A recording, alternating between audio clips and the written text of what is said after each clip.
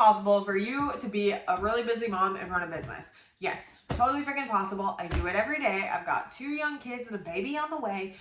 So I feel you. If you're like, man, I want to do this and I just don't know if I can. I don't really have enough time. I don't have the time that I'd like to devote to my business, for my business. Just know that that's totally normal. When I started, that was my biggest fear. I started this business 5 years ago, and there wasn't very many people talking about running a business with babies. And I had a newborn and a 1.5-year-old at the time. And I started my business because daycare cost more than I made at my corporate job. So I quit, started my business. I was like, I am going to do what I can to raise babies and build a business, and it's going to be great. And I just committed to the process. So know that a couple things come with running the business as a mom, and it's going to be different than the 2 normal groups that you're going to find in running a business. The first group is hustle all day, work 18-hour days, exhaust yourself, burn out so that you can build your business and have cash flow. I knew from the get-go that that wasn't a feasible option for me. It just wasn't going to freaking happen, and I didn't do it. So know that that doesn't have to be an option.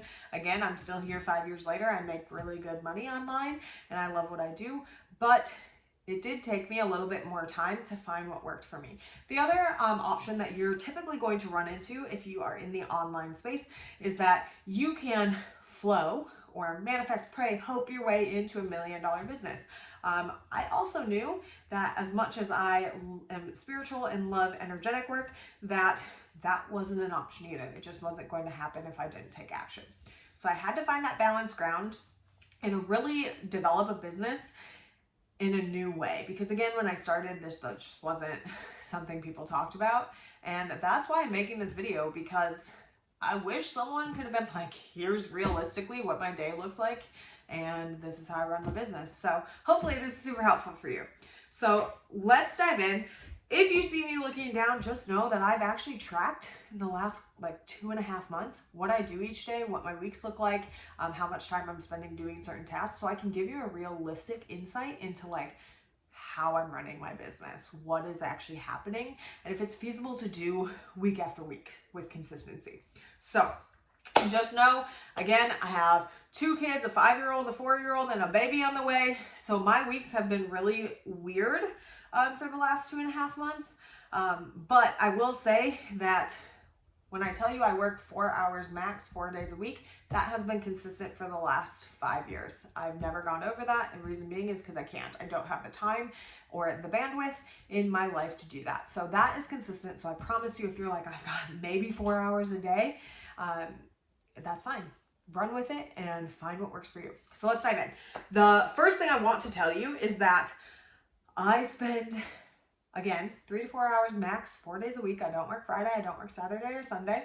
And I spend 1 to 2 hours a week total on marketing. That means creating content, outreach, connecting with people on social media, building my network.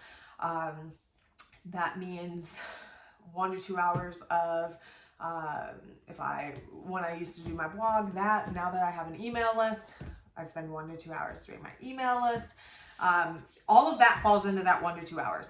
So one thing I will tell you is that in the beginning, it wasn't like that. I spent more time marketing than I did on client work. And that's because my tables were turned. At the beginning, I didn't have any clients, so I spent more time getting clients. And that's pretty typical. You will spend the majority of your time doing what the task calls for, where you're at in your business, the season of life you're in, whatever it might be. So if you don't have any clients right now, spend more time marketing. If you have clients and you have really good referrals, or you can have that steady stream of clients, spend less time marketing, spend more time nurturing that audience, and spend more time serving your clients. Full transparency before I move into the next step. On average, I take on 4 clients at a time for coaching max. I don't exceed that because I do not have the time or the mental capacity to hold space for any more than 4 clients at a time. So each week, I have an A week and a B week, which means 1 week I'll have 2 clients and the next week I'll have 2 clients if I'm fully booked. And that looks like I do different things on each week, just so that for me, I am very much so not a creature of habit. In some ways I am. So I have to be doing different things, otherwise I get bored. And so that's why I have A weeks and B weeks. It keeps it fresh for me, it keeps it exciting. And so that's why I do it that way. But again, you could have a consistent schedule and do the same thing every week, week after week, and still work 4 hours, and it would be totally fine. But on average, I spend about 4 hours, 2 to 4 hours doing client work, depending on how much behind the scenes, like when I'm not on the phone with a client, I have to do.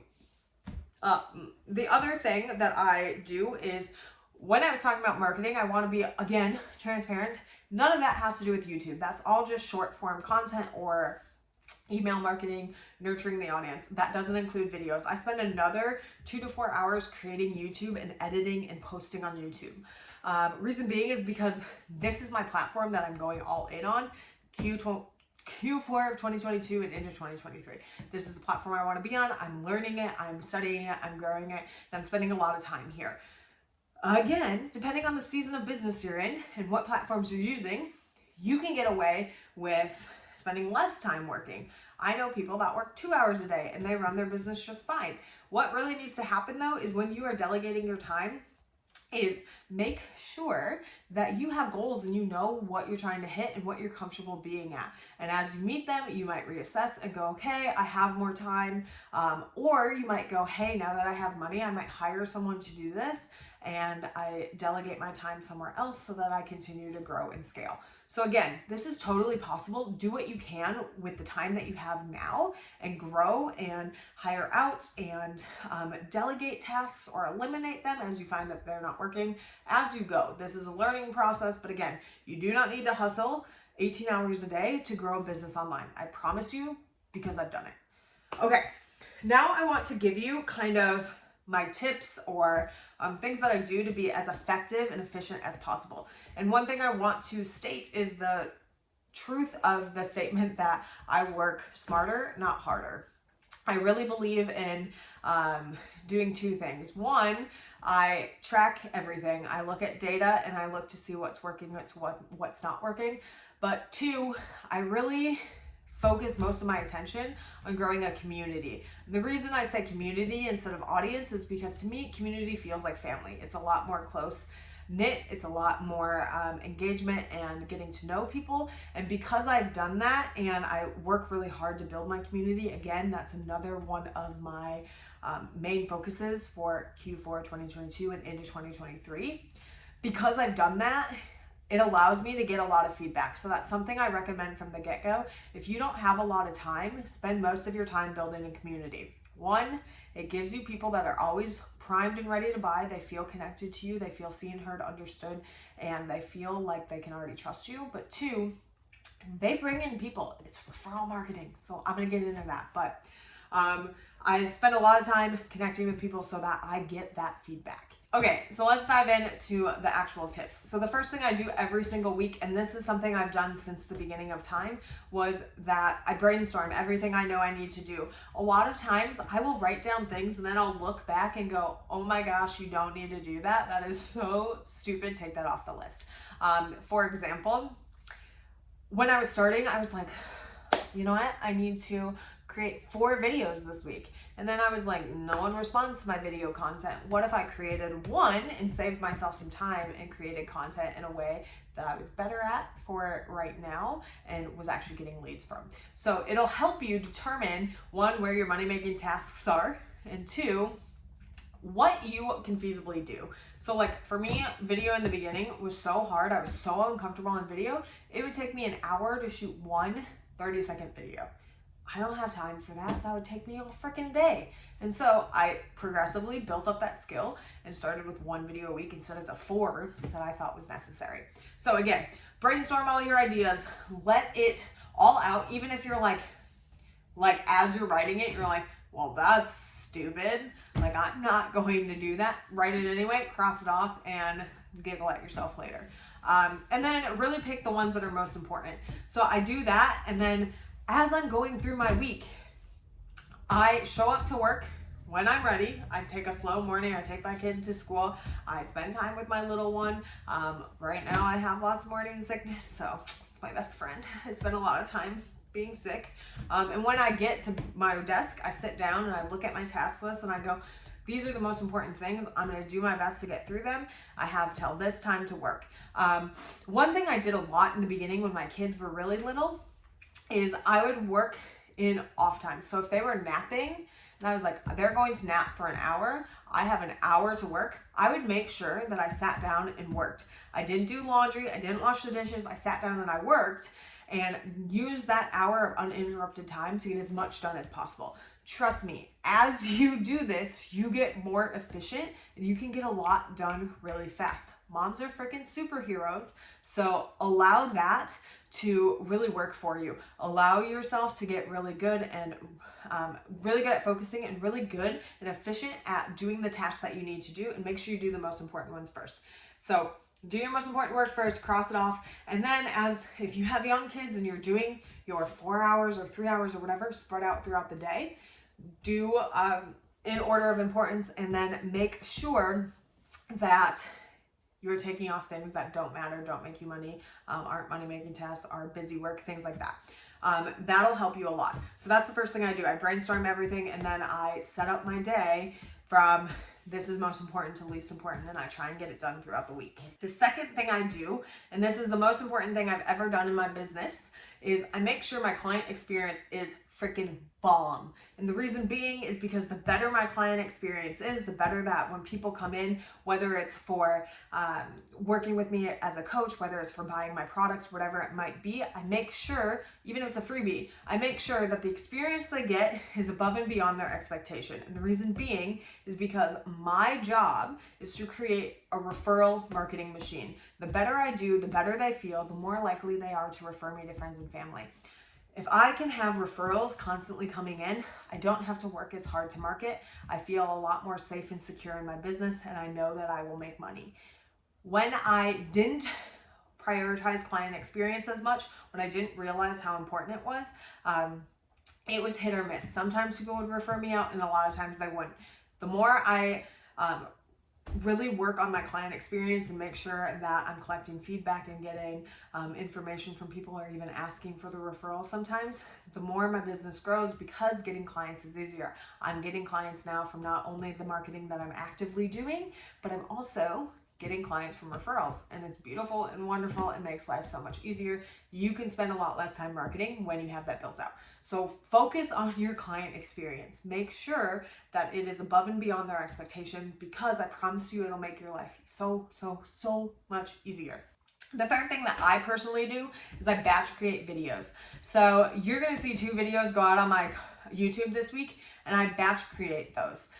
So I changed my sweatshirt, and now I'm filming a second video. I already filmed one today, and then I'll go and film reels and YouTube shorts today as well. And the reason I do that is because video content is the hardest thing for me, 1, and 2, because I don't like doing my makeup every day. But when I get on video, I feel most confident fully in makeup. So you need to decide what feels best for you. With the rest of my content, I do not batch create. I like to wake up each day and be really creative and see what is on my heart to share. And so I only batch create videos. If you want to batch create all your content and spend 1 day a week, spend 4 hours just doing content, beautiful. Do that, schedule it, then you'll know you have your marketing done, and you can move on with your week and do the rest of your content. If you do that, I, on Mondays, typically take a CEO day, which means that I work on my business instead of in it.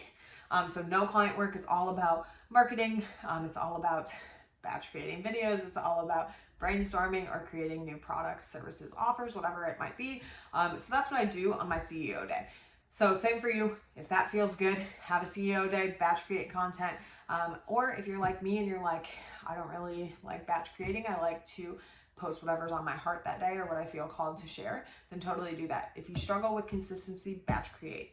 I promise you it'll make your life so much easier. The fourth thing I do, and we've kind of touched on this a little bit, but it's that I put people first. So going back to what we were talking about, I make sure to prioritize building community. This was very uncomfortable for me in the beginning because I'm an introvert. I didn't in the beginning, I do now. I didn't necessarily enjoy going out and doing outreach and connecting with people. The more I did it, the more fun it became. One, because it's how I made friends in the online space and I didn't feel so alone. So I do a lot of co-working throughout the week, which again keeps me on tasks, and it's beautiful and wonderful. And now I have friends, and that's awesome, and it's not so lonely. But two, it's helped me to connect with people that I know I can serve and really help, and that's brought in clients for me. So I like to go out and do outreach and connect with my community. I respond to comments on my Instagram, which if you don't follow me, shameless plug, go follow me. I'll link it below. And I like to do live videos on Instagram where people can come and chat with me, ask questions. I do a lot of chatting in the DMs, even if it's sometimes free coaching. For me, outreach and putting community first has been really beneficial. One, because it's helped me nail in my messaging really well, really fast. So a lot of times you can guess on your messaging, but until you actually have conversations with people and talk to them, your messaging is kind of a mystery. You don't really know what's connecting with your ideal client, and you don't really know who your ideal client is until you work with people. So the fastest path to cash is always going to be conversations. So go out and build a community of people that feel like you look at them as more than just a number, that you care about them, and that you are building a place where they feel safe to come and learn from you or buy from you or whatever it might be. So just know that that's totally possible, but I put people first, people always. That is my motto in business. And so community is a huge aspect to why I can run a business and work less, because I already have a group of primed people that are ready to buy. Yes, that takes time, but even if you have less than 100 followers, but they're all feel like they're part of your community and feel seen, heard, loved, understood, trusted, respected, they're more likely to buy from you than people that are just seeing your content and have no connection with you. So community first. And then fifth, this one took me forever to put into place, which, you know, unideal, but that's okay. You live and you learn.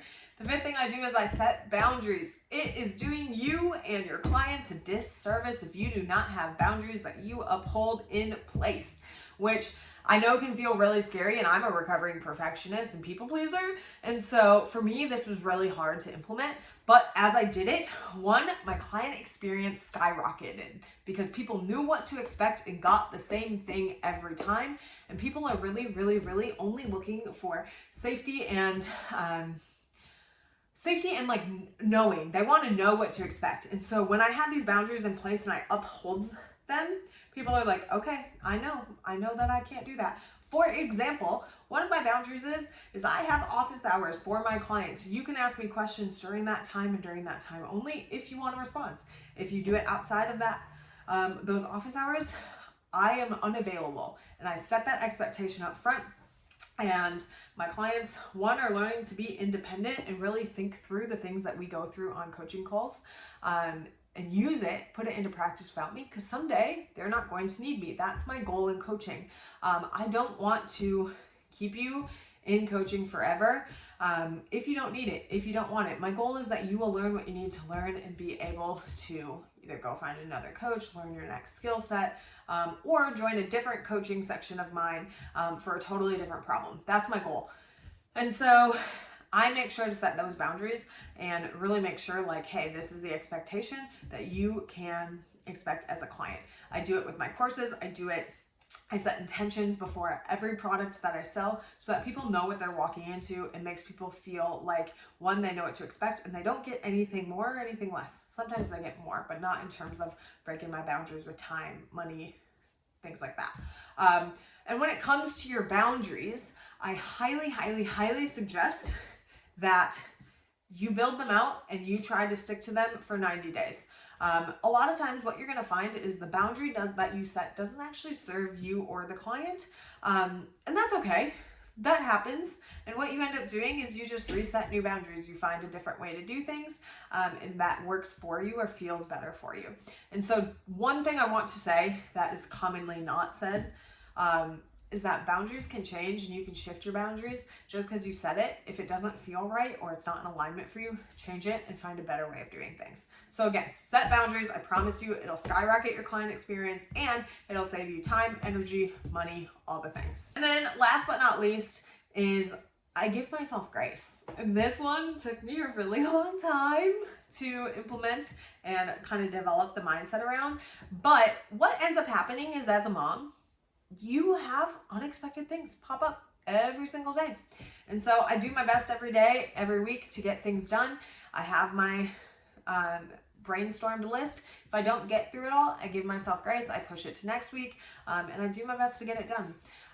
Again, because I do most important tasks first, I never leave off the things that have deadlines or that really need to get done throughout the week, unless I get sick, unless I go into unexpected labor like I did with my last kid, whatever it might be, emergencies pop up. But again, you give yourself grace. And what you need to know about that is that if you do have client work and unexpected things happen, clients are very understanding.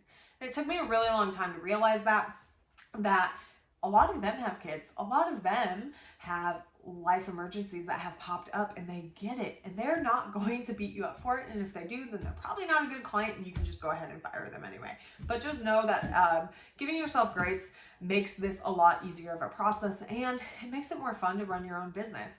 Like if you're a mom and you're just trying to make extra income for your family, or you have a passion and you want to do it on the side, but you want to put your kids first, like me, then give yourself grace. It's not going to be perfect every week. There's no way. Like I said, I'm a recovering perfectionist. And so it happens. It happens. Give yourself grace. Allow yourself to make mistakes. Allow yourself to not always get everything done. It's okay. You can fix them. It's all about developing the mindset that your business works for you. It's got your back. And you are going to be just fine, even if you don't get everything done. So learn to develop that mindset, learn to have faith and trust in that. And I promise you, running your business will be so much easier. All right, final thoughts that I have for you is that running a business isn't always easy. There are going to be times where you work more on your business than that 4 hours, and that's okay. There's gonna be times where you work way less, and that's also okay. You're a mom first and foremost, you have a family, you have a life. You don't have to, again, put all your eggs in this business basket and alienate yourself from friends, family, doing fun things. And just know that you can freaking do this. This is totally possible for you. And if you allow it to be fun, it gets to be fun. So build your business the way that you want to. Give yourself grace. Set boundaries around your time. And really just pick your schedule and try it. If it doesn't work, pick a new schedule. Try to work when things are quiet, when kids are napping. Really just work smarter, not harder. Do most important tasks first. Figure out what your money-making activities are and do those every day, even if that's the only thing you do, so that you're bringing in income. Whatever it might be for you to run your business, find what works for you, because every mom and every life is different, but it's totally possible even if you have 1, 2, 3, 4 hours a day. You just have to be realistic with how long it's going to take you to build to where you want to go, and allow it time. Allow yourself time to get to those places and reach those milestones, and learn to enjoy the process along the way, because this is actually really fun. It's super fun to grow a business. It's super fun to learn new skills. It's super fun to try new things. It's super fun to fail and learn from those things once you develop that mindset. So just allow it to be fun, because I promise you it's so worth it when you start gaining that momentum that happens over time. You're building the business that you want to build, and a business that takes care of your family while allowing you to be a freaking stay-at-home mom or work from home or whatever it is that you do. So again, let it be fun. Know that this is totally possible. If you have a dream to do this, do it, fight for it, and know that I love you, and I hope you have a wonderful day. Before you go though, if you liked this video, subscribe, comment below, let me know if you have questions or if you liked this video. And again, I love you. Okay, bye.